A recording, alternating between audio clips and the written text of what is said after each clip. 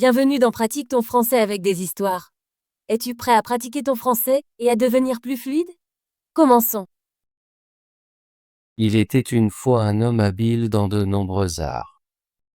Il avait combattu courageusement lors d'une guerre, mais à la fin de celle-ci, il fut envoyé avec seulement 3 sous pour son voyage. Mécontent, il dit : « Je ne serai pas heureux avec ça.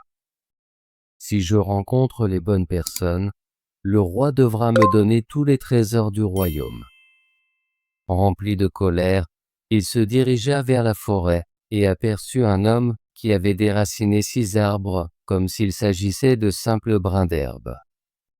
Il lui demanda : « Veux-tu être mon serviteur et venir avec moi ? » « Oui, » répondit l'homme, « mais d'abord, je dois ramener ce fagot de bois à ma mère. » Il prit un arbre, l'enroula autour des 5 autres, souleva le fagot sur son dos et s'en alla.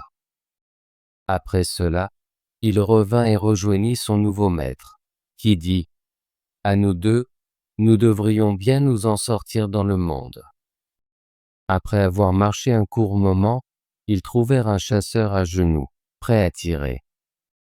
Le maître lui demanda : « Chasseur, que comptes-tu abattre ? » Le chasseur répondit : « À 2 miles d'ici, il y a une mouche sur un chêne, et je veux lui tirer dans l'œil gauche. » « Oh, viens avec nous, » dit l'homme, « si nous sommes tous les 3 ensemble, nous devrions nous en sortir. » Le chasseur accepta et les rejoignit.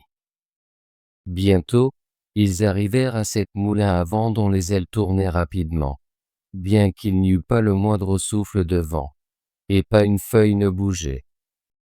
L'homme dit : « Je ne sais pas ce qui fait tourner les moulins.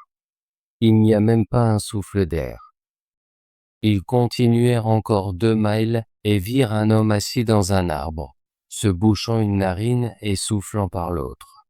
« Que fais-tu là-haut ? » demanda l'homme. L'homme répondit : « À 2 miles d'ici, il y a 7 moulins à vent. Regarde, je souffle pour les faire tourner. »« Oh, viens avec nous, » dit l'homme. « Si nous sommes 4, nous pourrons tout accomplir. » Le souffleur descendit et les rejoignit. Peu après, ils rencontrèrent un autre homme qui